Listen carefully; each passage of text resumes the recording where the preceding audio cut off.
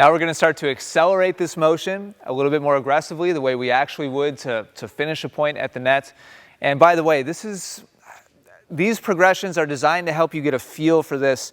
This isn't necessarily, you're not going to line up like this when the overhead is coming. There's more to the total motion. We don't have time to go step by step by step by step. I have a full course just for that called Overhead Mastery. That's like 40 or 50 videos.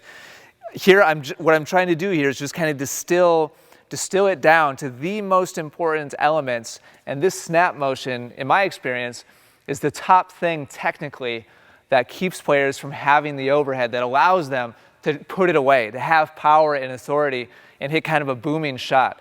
And here in this video, I'm going to show you, have you ever seen on TV when the professional players get an overhead, they hit it, it bounces, and it goes into the crowd? It goes over their opponent. Most tennis players cannot do that. This is how it's possible, is by getting the racket on edge, releasing the racket head, and spiking the ball down by snapping the racket head down into the ball and causing this big bounce. So we started off very simple.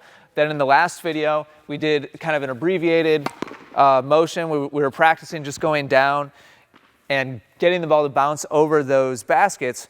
Now what we're going to do is go through the full motion. We're going to get that snapping motion, and we're going to follow through across the body so that we get a full turn of the body.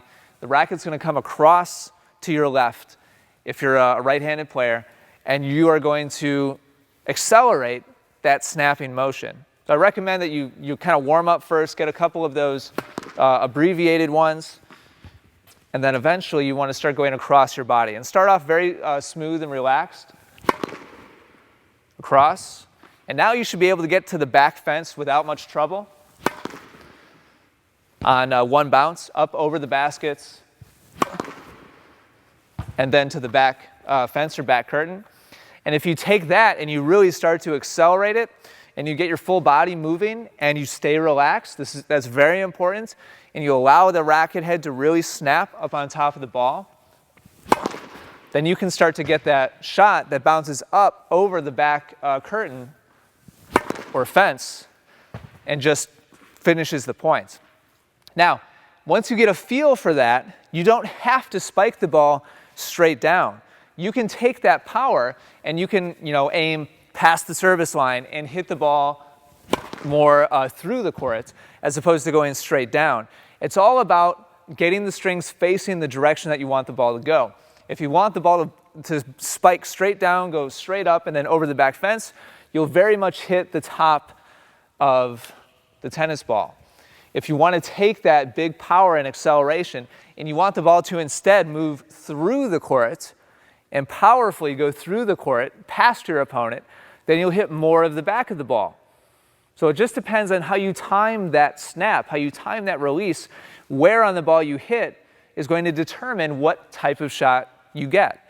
One that spikes down and bounces way up in the air, or one that travels powerfully through the court. It's up to you, but you need to put in the practice time to get a good feel for this.